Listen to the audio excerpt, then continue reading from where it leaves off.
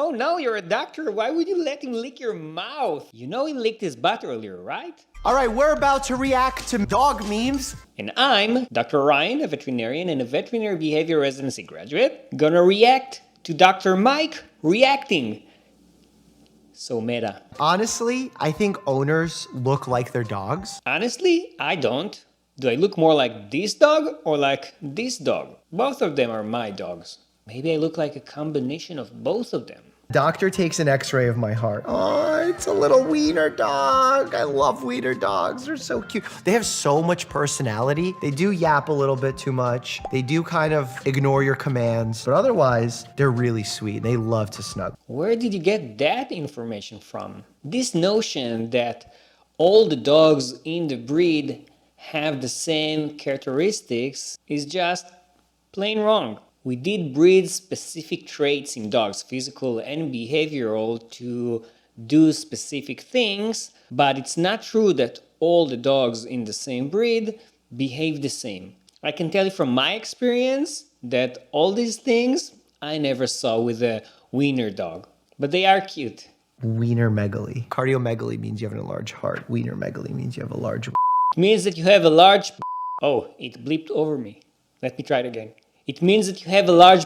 Well, I tried. Do you remember when Bear was little? He used to lay on my lap like this and I could just pet him like that. Now his head's bigger than his whole actual body. And that's why everything that you do with your dog as a puppy when it's still cute, you should remember that one day the dog is going to be bigger. So for example, you shouldn't let your dog bite your hands when he's a puppy, because one day he's going to be not a puppy, and then those bites not going to be fun. Oh, look, oh, I forgot the name of this dog. It's a Whippet. It looks close. Looks close, right? Yeah, close enough. It's either a Whippet or some kind of... No, I think it's a Whippet. See, I know my dog breeds. Yeah, you don't know your dog breeds. It's not a Whippet, it's a Borzoi like they wrote. But if we have to be honest, I didn't know either. My owner has been gone for 0.02 seconds. 911. Have you tried eating the couch? Okay, Bear doesn't eat the couch because he's a good boy. The secret to having your dog not eat the couch is crate training them early on. That way, when they're in the crate, they're not going to be eating the couch. When they come out of the crate, you could visualize what they're doing and make corrections as needed, and only allow them out of the crate under direct observation to make those corrections. Crate training, corrections. Dr. Mike, I'm not giving advice about human medicine, right? Then please don't give advice about dog training, because everything you just said, completely wrong and maybe even dangerous. Don't use the term corrections. Use the term punishment, because that's what corrections are. Would you give your clients the recommendation to lock their kids inside the bathroom or inside a room when they can't supervise them? And because they're feeling anxious being alone? Again, I don't treat people, but I will assume that no, you're not going to give those recommendations for parents. You should make sure that your dog does not have separation anxiety. And you should have enough enrichment and other things that your dog can do when he's alone, although most dogs, when they're alone, will just go to sleep. And there's so many things that I'm not gonna touch in this video because that's not the purpose of the video. But just crate training your dog and correcting him, not the right way to go. Don't stop retrieving. Hold on to that feeling. Feline. Love the singing skills. Don't love the concussion that he's giving the dog. You know what's funny? The other dog that I was considering getting Bear as a friend was a Corgi. Because I feel like I've grown out of the phase of wanting a very athletic dog. I want a chill dog. I know tons of Corgis that are crazy. They're just the opposite of a chilled dog. Again, just having a dog from a specific breed doesn't promise you anything. Oh, that's funny. How is that dog so tall? I don't even know what's happening here, to be honest. I feel like this is Photoshop. Or there are two dogs. She called you a good dog 1,000 times. I just remember one time 6 years ago when she told me I was a very bad dog. Honestly, I disagree. I think dogs don't remember anything negative. They only see the best in you. I guess he's joking, but dogs definitely remember bad things, and they will definitely remember those bad things even years after they happened.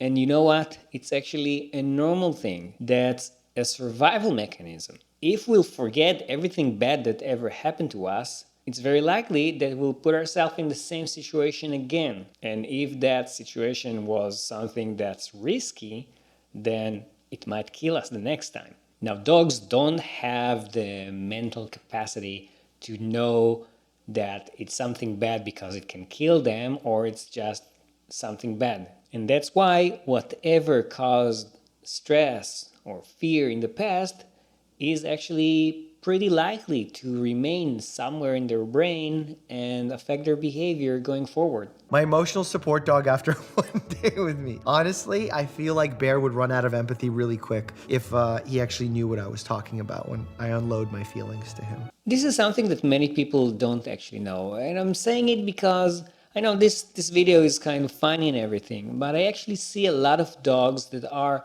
categorized by their owners or even by all kinds of municipalities as emotional support dogs. And many of those dogs, especially the ones that I see, have a very complicated emotional state to begin with.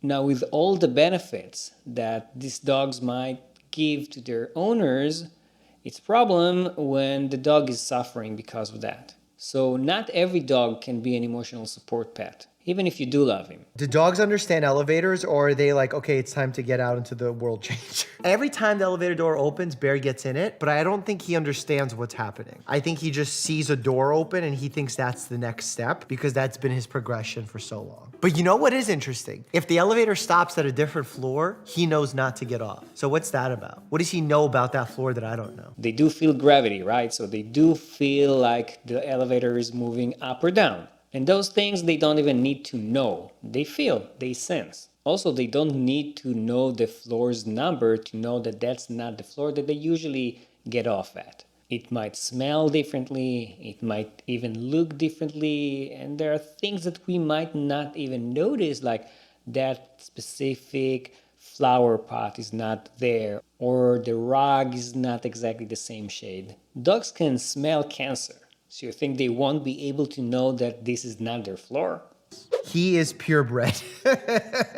I would like for my next dog to be a rescue. My biggest concern is where to find one that matches my personality and how that whole process works. So if anyone has tips, hit me down below. Here's a tip for you. Whatever tips other people gave you, probably wrong. And let me explain. As I mentioned before, just knowing the breed doesn't really tell you too much about the specific dog's behavior. It might give you some broad expectations, but you can still get a dumb border collie. And the fact that a dog is mixed doesn't necessarily mean that he's going to behave in a specific way or even according to the different breed standards, the different breeds that are mixed into that dog. More than that, there are different tests that can be done in the shelter or by trainers and other professionals that should give you some information on the dog's future behavior. None of those methods are evidence-based methods, meaning that even if the dog scores a very high grade in that specific test, doesn't mean that the dog is actually going to behave like you're expecting him to behave. Also, even fostering the dog for a month or two might not really tell you too much about the dog because it can take 2, 3, even 4 months before the dog starts behaving like he would normally behave, like once he's kind of got used to the environment and is secure in it to show his real colors. So basically, if it's a mixed dog from a shelter or if it's a purebred dog from a breeder, you never know what you're getting. And by the way, not only Dr. Mike does reactions to memes. I mean, I did it too.